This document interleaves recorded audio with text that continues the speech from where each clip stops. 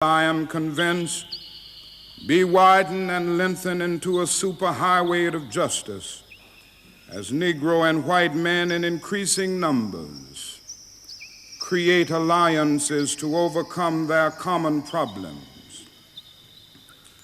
I accept this award today with an abiding faith in America and an audacious faith in the future of mankind.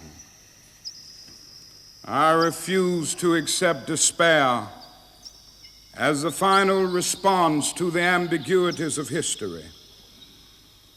I refuse to accept the idea that the isness of man's present nature makes him morally incapable of reaching up for the eternal oughtness that forever confronts him.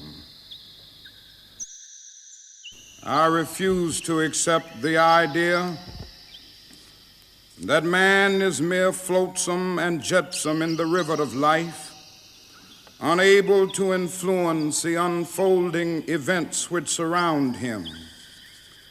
I refuse to accept the view that mankind is so tragically bound to the starless midnight of racism and war that the bright daybreak of peace and brotherhood can never become a reality. I refuse to accept the cynical notion that nation after nation must spiral down a militaristic stairway into the hell of nuclear annihilation. I believe that unarmed truth and unconditional love will have the final word in reality. This is why right temporarily defeated is stronger than evil triumphant. I believe that even amid today's mortar bursts and whining bullets, there is still hope for a brighter tomorrow. I believe that wounded justice, lying prostrate on the blood-flowing streets of our nations, can be lifted from this dust of shame to reign supreme among the children of men.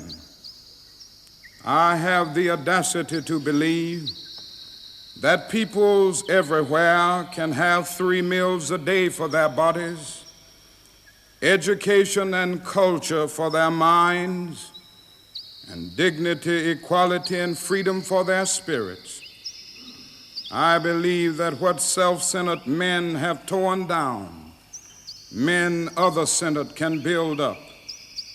I still believe that one day mankind will bow before the altars of God and be crowned triumphant over war and bloodshed and nonviolent redemptive goodwill proclaim the rule of the land, and the lion and the lamb shall lie down together, and every man shall sit under his own vine and fig tree, and none shall be afraid. I still believe that we shall overcome. This faith can give us courage to face the uncertainties of the future. It will give our tired feet new strength as we continue our forward stride toward the city of freedom.